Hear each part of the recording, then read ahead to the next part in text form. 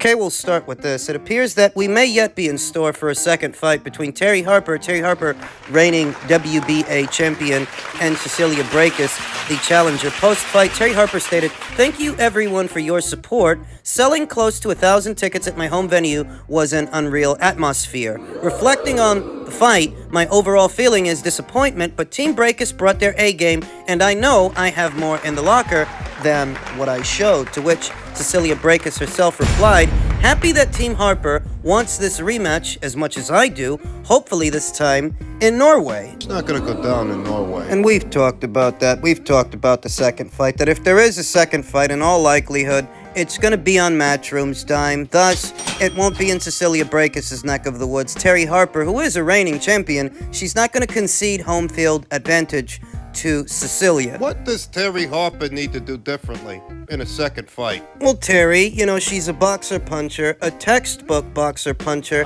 and she's very conventional. Uses the jab, sets up the right hand, moves around a bit.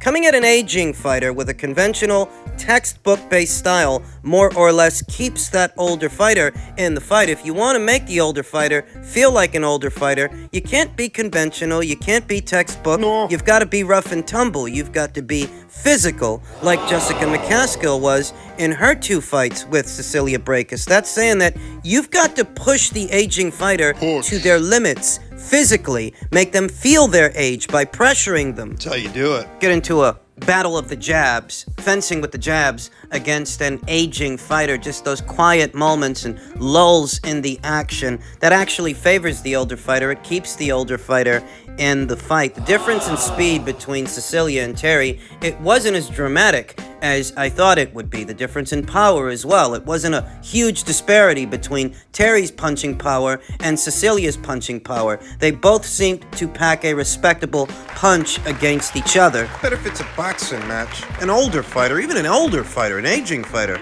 they can win a boxing match, they can win a chess match, but a fight, instead of a long probing jab to manage the distance close it, and set up the right hand, you use a short jab, a double or a triple jab to close the distance, keep the other fighter's guns holstered as you step into that jab to put the pressure on them, bring over those big shots, bring over those big punches. It does involve taking more risks than a boxing match would allow, a full-on fight, applying pressure on Cecilia, but Terry has to take a page out of Jessica McCaskill's playbook. Jessica McCaskill, who is anything but a conventional boxer with a conventional style. She's very awkward, but also very aggressive, and aggression is the ticket. That's the ticket. That's the key. Using aggression to wear on and wear out the older fighter, the aging fighter. I mean, Terry doesn't have the edge in experience. She's not a more experienced fighter than Cecilia Braekhus, so she's got issues in that department, but what she does have is youth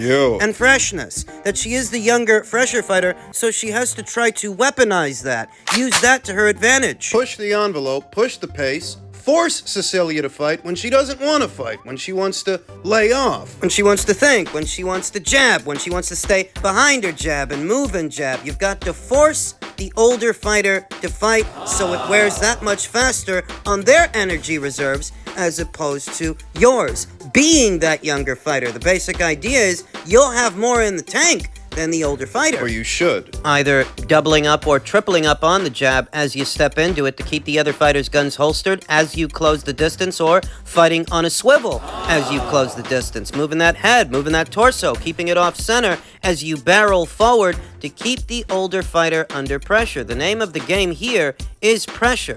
Terry needs to be more pressure fighter than boxer puncher. In the rematch, you don't want this turning into a thinking man, thinking woman's kind of fight. You're not going to outthink the older, more experienced fighter, the wily veteran. It's really not enough time to schedule a second fight with what remains of this year. We only have November and December, so I expect that if there is going to be a second fight, it'll be in either the first or second quarter of next year, and we'll see if Terry can make the necessary adjustments to win the second fight. We'll see what happens.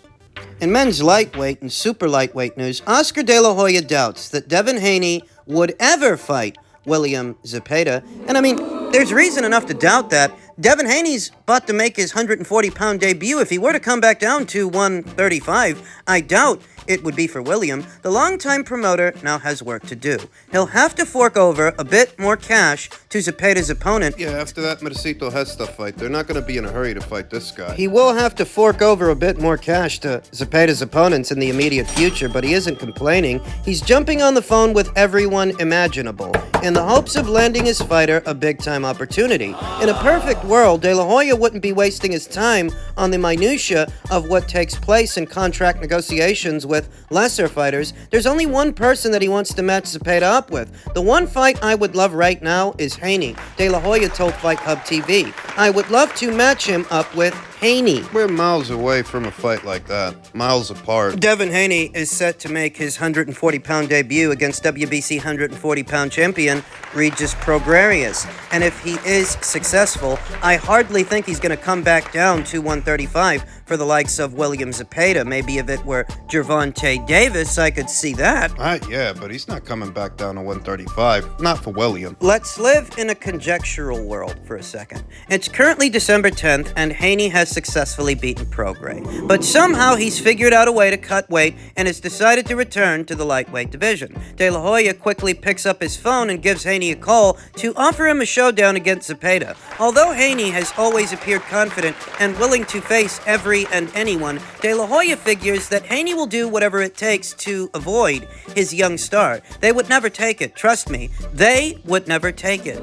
And you know, Oscar knows a thing or two about the fighter's end of it and the promoter's end of it. On the fighter's end of it, stylistically, William Zepeda is all wrong for Devin Haney. I mean, how do we know this isn't just Oscar being a promoter and doing what promoters do, promoting his fighter? Well, he very well could be. I don't dismiss that. But I've seen William Zepeda in action, and William is a mid-range to inside pressure fighter, a crafty one, and a southpaw. And he has the size that Vasyl Lomachenko didn't have. Lest we forget, Vasyl Lomachenko, in the eyes of many, he beat Devin Haney, but he didn't get the decision. His volume was greatly flustering Devin. William Zepeda's got that kind of volume, and William, like Lomachenko, he's a southpaw, but he is a naturally bigger fighter than Vasyl Lomachenko. He's got the size that Loma doesn't have, with none of the wear and tear. Not as many miles on the odometer. So he's a bigger fighter than Vasyl Lomachenko, a younger, fresher fighter than Vasyl Lomachenko. So he's got some of the same ingredients that Vasyl Lomachenko had that troubled Devin Haney when they fought.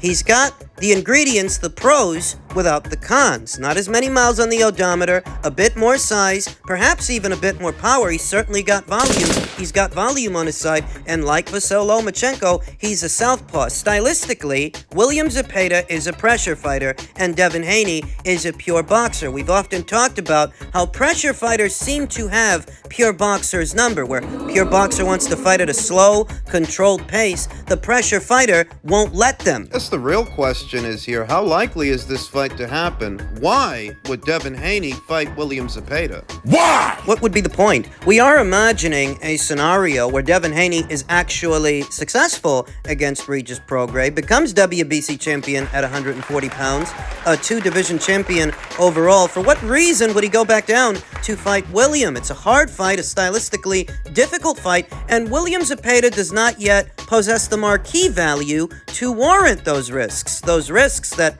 Devin would be taking on. This is not a fight that I imagine happens. Gets into a gunfight needlessly. Gets into a gunfight if they don't have to. Devin wins that fight upstairs at 140 against Regis. The world is his oyster. He has the option of pursuing lucrative fights, at least one lucrative fight with the likes of a Teofimo Lopez, WBO champion, at that same weight. And that is a fight with more backstory, more history, more alphabet titles on the line, more money. And even though Teofimo Lopez is certainly more accomplished than William Zepeda, with a far better resume, a far better body of work, that goes without saying, just based on styles. Stylistically, it's a better fight for Devin than a William Zepeda, because William is a volume puncher and Teofimo isn't. Teofimo is a counter puncher. He waits for the openings, then capitalizes on them. Devin could use that to his advantage by not giving him those openings, whereas William's gonna throw punches in bunches. That's what pressure fighters do. They throw punches in bunches. That's what gives pure boxers so many problems with them.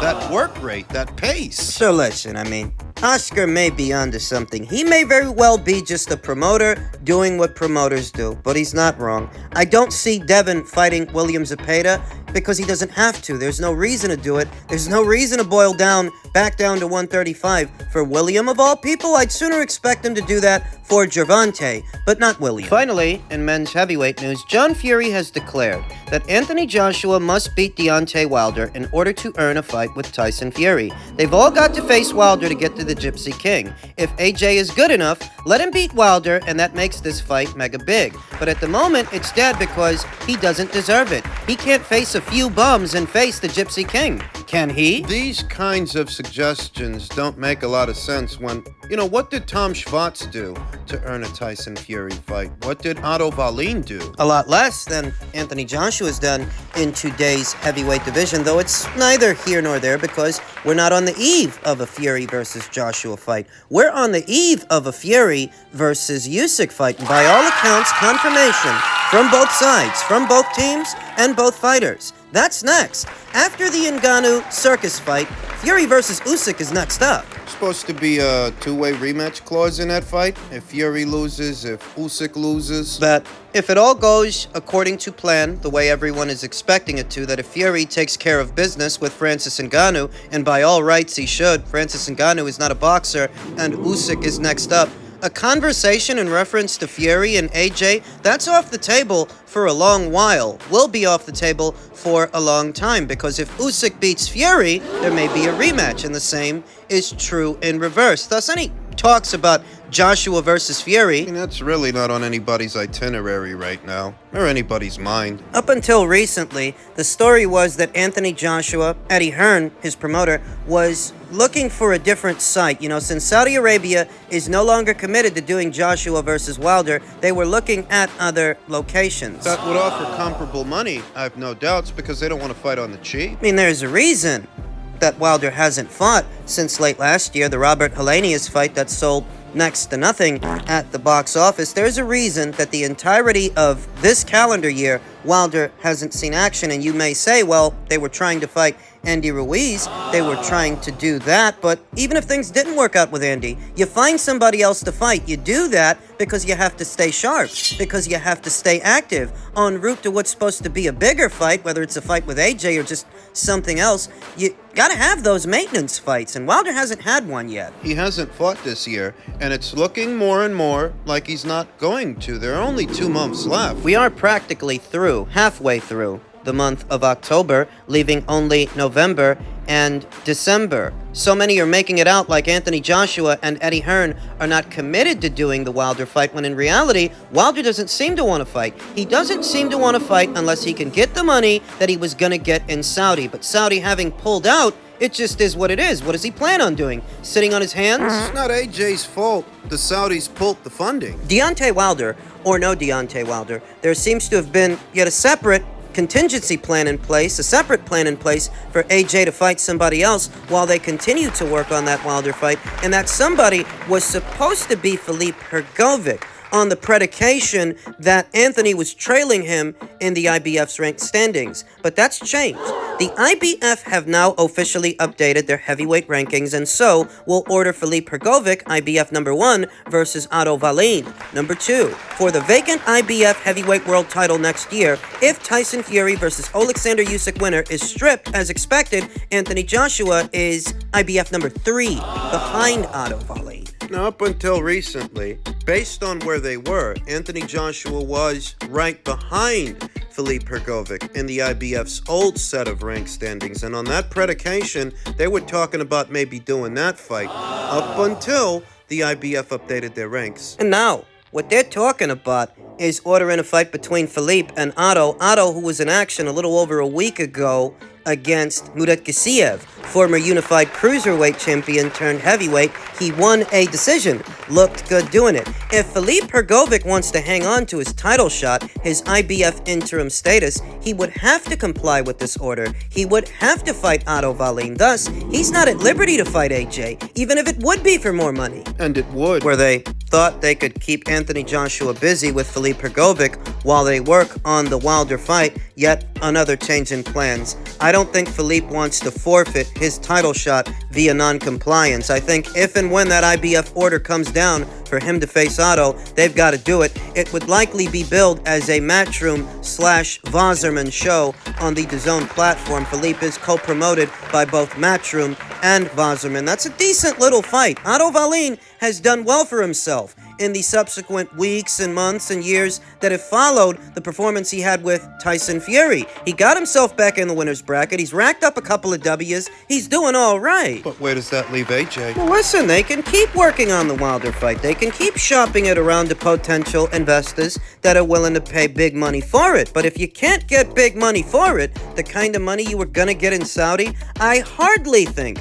the fight happens, because that's what Wilder's holding out for. Why do you think he hasn't fought at all this calendar year? He's not going to put his 38 or 39-year-old body, however old he is now, through another rigorous camp for peanuts on a dollar. He's holding out for the big bucks. And unless it's for the big bucks, that fight between him and AJ don't go down. So if AJ wants to keep busy, who else is out there? Who else is around? Well, what about Andy Ruiz? What about a rubber match with him? Those two guys are 1-1 with each other and both won decisive victories over each other. I think a rubber match is in order. Andy Ruiz doesn't seem any closer to fighting Wilder now than he did months ago. He had this to say about Wilder.